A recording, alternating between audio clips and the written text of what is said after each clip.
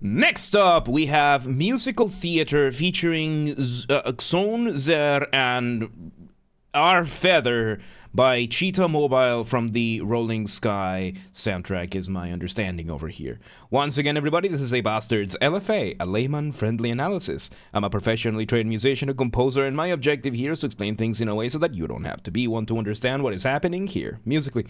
So, if you like the sound of that, make sure you're following the channel, subscribe to the channel, whatever term you want to use. Like the video, share the video, leave a comment, turn on notifications, become a member. Once again, if we somehow hit 10,000 subscribers before Christmas 2025, I will take a single fan fiction of the choice of the community, and I will fully produce, record, and voice act an audiobook for it. If y'all have any other ideas of other things to do for the challenge, we already got a person in the community offering a Discord Nitro giveaway if we do reach the goal as well. So if anybody has any ideas for me or for anybody else, be more than welcome to comment it.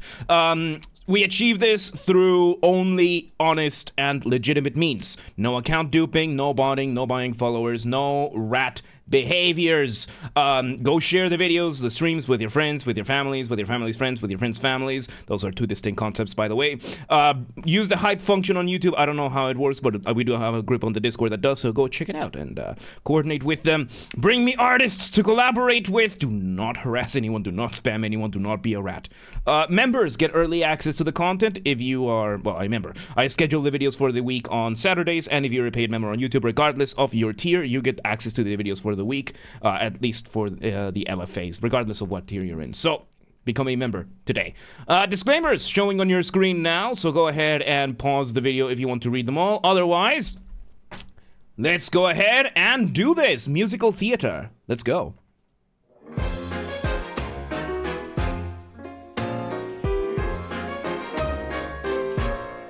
Okay. So we are starting with a very waltz-like rhythm, and we have our initial motif. We have some strings. It sounds like we have a string orchestra, violins, violas, primarily, and a piano and a drum set, giving us the violin and the piano giving us our initial motif. So the waltz. For the waltz, I do need to go back a couple of steps. When you have music, you have three main components: melody, harmony, rhythm. Rhythm being the use of time, how fast or slow things happen, when they happen, and most importantly, beat. What your beat is for the rhythms and everything, which is then subdivided into bars or measures. Measures.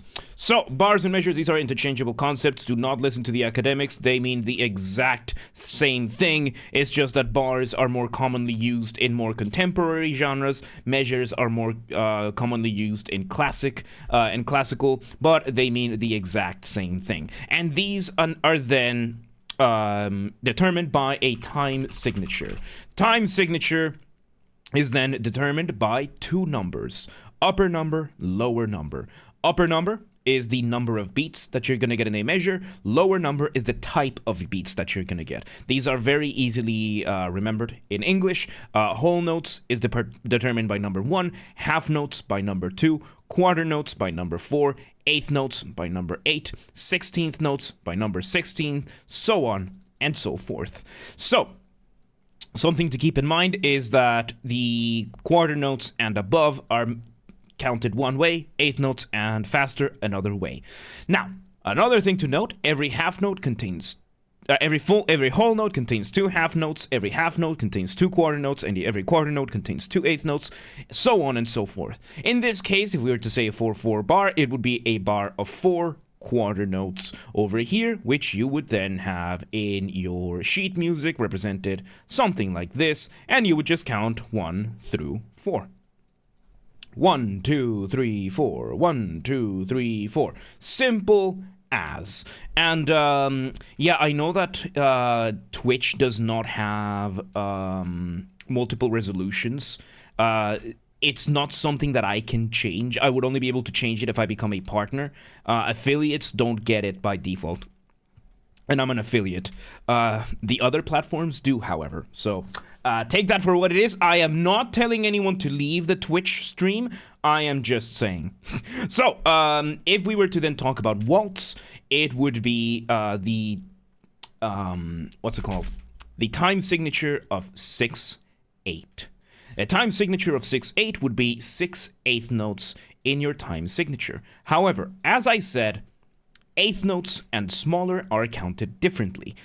Whole notes, half notes, and quarter notes are counted by themselves. 1, 2, 3, 4. 1, 2, 3, 4. However, once you get into the realm of 8 notes and smaller, you will have subdivisions.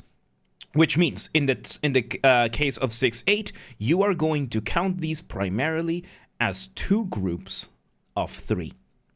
This is how it is done. You can still count them 1 through 6, but the feeling for this is going to be different. 1, 2, 3, 4, 5, 6. 1, 2, 3, 4, 5, 6. 1, 2, 3, 4, 5, 6. That is the feeling you're gonna get. So, because there's also, for example, there are going to be mathematically things that are equivalent. For example, a measure of 3/4 is going to contain the exact same number of notes as a measure of 6/8. However, the feeling of these is going to be different. As I just said, measure of 6/8, 1, 2, 3, 4, 5, 6. 1, 2, 3, 4, 5, 6. Measure of 3/4, 1, 2, 3. 1, 2, 3. You're going to be highlighting these a lot more, and in the case of 6/8, the waltz is going to work exactly that way. You are going to be accenting the first of each group so that you get the boom, bum, bum, boom, bum, bum, boom, bum, bum, boom. Right now we're doing it a little bit more accelerated in this case, and we are bringing those things. 6/8 is just 2/4 with triplets. Technically not true. Because a 2/4 triplets, that is a separate thing. I'm not going to go too much into detail. But the thing is, 2/4 in triplets, 1 ta ta, 2 ta ta, 1 ta ta, 2 ta ta. Well, as 6/8, 1, 2, 3, 4, 5, 6. 1, 2, 3, 4, 5, 6. You can have you can have an overlap, and yes, there are homographs, there are homophones, there are many things that will overlap in these cases. At the end of the day, notation and time signatures and all of this theory is a way of communicating.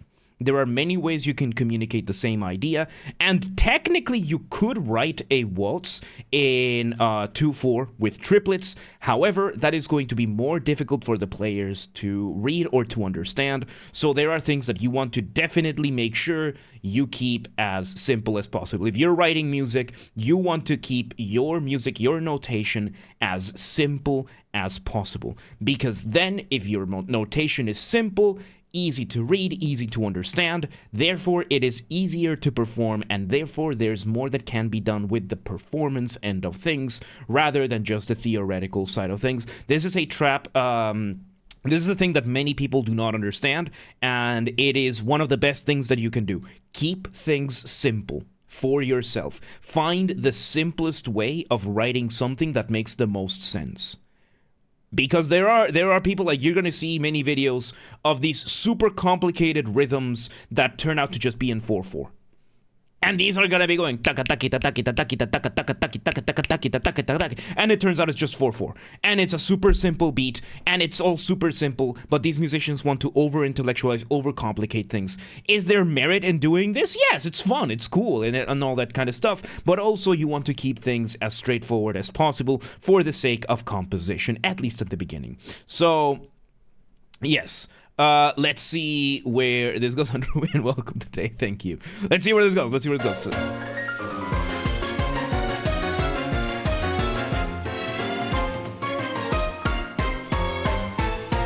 So yes, you heard just now, we now have the drums changing the rhythm. We've changed the rhythm with the drums. However, the bass drum has stayed in that waltz feeling. We're going for a very, very fast waltz over here. And yes, waltz are usually very slow. Viennese waltz is usually a lot faster. Sounds like this is a type of Viennese waltz.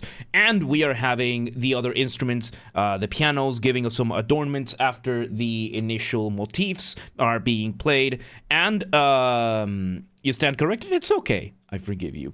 And most importantly, the drums are now changing the connotation of everything. We're still in the same rhythm it just sounded so different. I have to bring it up. Look at that. We are 16 seconds into the song. I have to bring it up. If you want to hear an example of another piece where the drums really change the feeling and everything, the intro of The Mirror by Dream Theater. So in the intro for The Mirror by Dream Theater, the guitar is doing the exact same thing for a full minute. It's called an ostinato, by the way. Ostinato. Ostinato is when you repeat something the exact same way, over and over. In this case, chun chun chun, chun chun chun, chun chun chun. That's it. Oh, excuse me. And for a full minute, the exact same thing. The drums, the bass, the keyboards, they change over and over and over. And there are times where I think they change 3 or 4 times, and each change the guitar is still doing the exact same thing, but it starts getting more and more difficult to tell that the guitar is still doing the same thing because of how everything else is changing. Right now we're having something similar. The drum beat over here completely changed the feeling of the music. So let me go back a couple of seconds. Let's continue.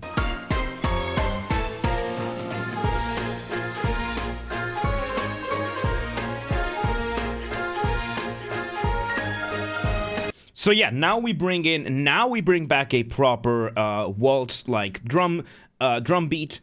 Before that, we had the drums doing what is called accents, and it's basically how it sounded. The drums were not really doing a beat; they were highlighting the rhythm itself for a more for more texture purposes rather than for the beat. And now we are having the motifs being doubled. We're doing variations of the motifs.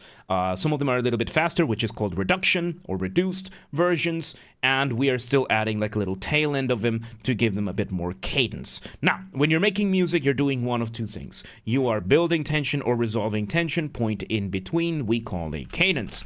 And there is one type of melodies called cadential melodies that you can use, or cadential motifs, potato tomato, you know, which just means these are little phrases that you can put into pretty much at the end of almost every melody, and it's not going to interfere with the material that you already have. So let's see cadential phrases. Yes, so you're bringing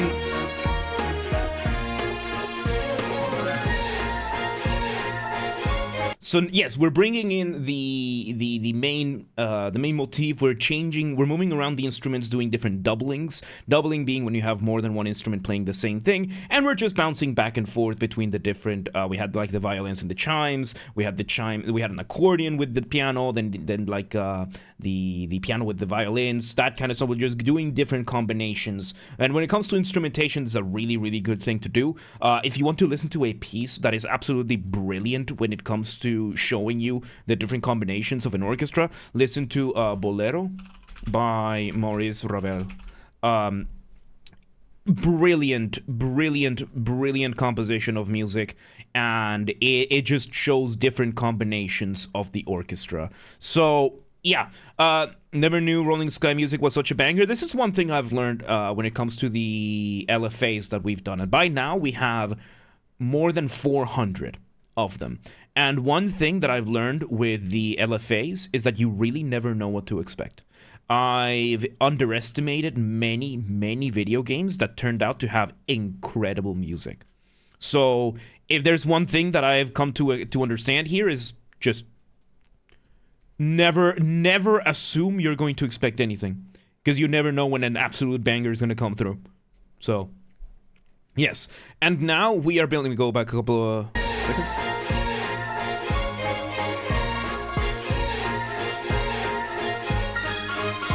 So now we go into a second part. So when it comes to LRP, yes. So when it comes to instrumental music, which are called pieces or tracks, you have something called form.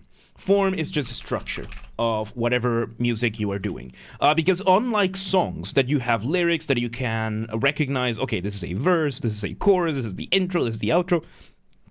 for these things, it's a lot more difficult to be able to tell where you are unless you actually start looking at the motif, what the motif is doing, and everything. And the way we've had this so far, we've had section A, that's been our starting point. That's all the different motifs up until now that we have reached section B. We are doing a new version of the motif. This one is just about half of the motif, and we're doing a little bit of call and response. Call and response being a musical conversation, and you can hear it right now. The violins play the pa-pa-pam, and then the flutes answer. That is a call and response. It's a very fast one, but it is one nonetheless. Now, A and B and whatever other sections that you use, you want them to be contrasting ideas one way or another. Different, not just a slight variation of the material, but something contrasting in general. Because when you're making music, you want a careful balance between what is familiar and what is new. Too much familiarity, too much repetition, too much of the same thing, you risk boring the listener, they tune out. Too much new material, you risk overwhelming the listener, they tune out. So you need to keep a balance. And when it comes to this type of instrumental music, it's a difficult balance to achieve, but you want it. So how do you bring something different while still keeping it familiar enough? You bring something from the previous section and you carry it over in some sort of connective tissue. Right now it's been the drums and the fact that we're using now the first half of the motif. So let's see. Yeah, let's see where this goes. We have cadential phrase. New version with some synths. The drums are now more electronic. We're slowly transitioning to electronic music. And nice. So now I believe we've gone back to section A, because I think this is the same motif we've used before. So now we come back to section A with a variation, because of course now we moved on to classical, from the classical orchestral ensemble to the digital electronic music ensemble. So we're putting an apostrophe here, which means variation, which we call prime. So we've gone from section A to section B to section A prime, and we are now doing like this whole thing. The material is being recycled in a way that we are focusing on the instrumentation. This is a very, very good use of the concept of instrumentation. We are not really doing anything new with the melodies. We're just putting them in different instruments and accommodating to said things. Let's see where it goes.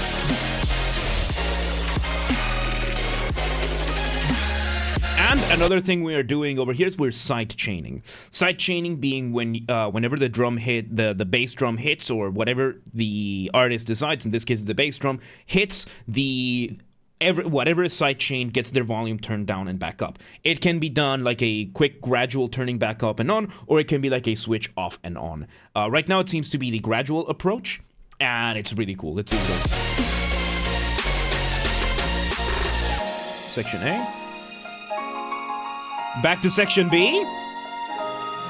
B prime, because now we're bringing the orchestral part of this. Very beautiful.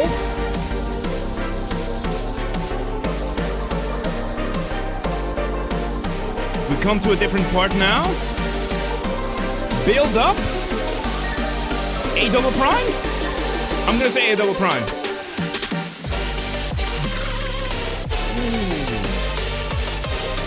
You know what? No. I think in this case, we are going to keep, we're not going to count this. We're going to count this whole thing as still part of A prime. Now we're going to go to C. This whole thing is fairly new melodies. We are now in the form called a rondo. I believe. If my interpretation of B is correct, then we are now in a rondo. The rondo goes A, B, A, C, A, D, A. As long as you want, as long as you keep coming back to A. And so far we keep going back to A while still bringing this whole new thing. Very cool. Yeah, new variation of the motifs. Side chained and everything. Ooh. A quick callback to section A with one more run of the melody. And one more run, we go back to that high note, and we end it there. Man, that was beautiful. That was a beautiful piece. That was incredible. I was not expecting this level of orchestration from Rolling Sky. Again, goes to show how I just really never know what is going to happen here. So yes, we had section C over here, which at the end of it, the outro was a partial recapitulation of what we had in section A, giving us a very short rondo. A very short rondo, because this last one would have been section A double prime. Very nice and short, just to act as an outro. And there you go. And there you go. We got ourselves a very lovely rondo with a very, very lovely motif. Very cool transition between the analog and the digital in a nice compact 2.5 minute package. I would have loved to see this go for longer. This had the potential to go for a good 5 minutes, I would say. But yeah, no, the music, yeah, the Rolling Sky music, like all the music we've seen so far, has a lot of very, very cool diversity, which is part of why I do this.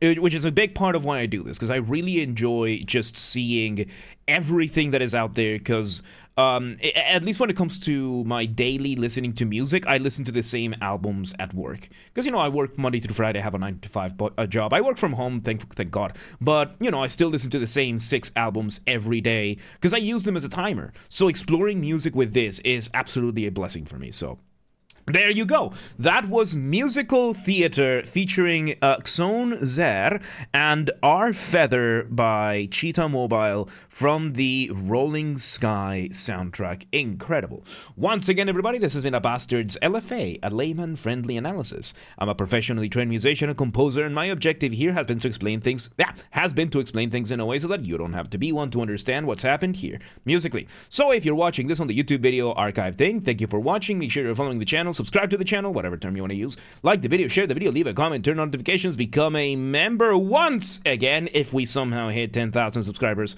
before Christmas 2025 on YouTube. I will take a single fan fiction of the choice of the community, whatever y'all want, and I will fully produce, record, and voice act an audiobook.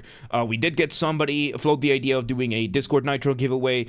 We might have more stuff for that. If you have any ideas for what else we could do for the 10,000 if we actually reach it, feel free to voice your opinion, and we will see. So, and yes, Mango, you don't need to ask. Just do it. You don't need my permission for anything.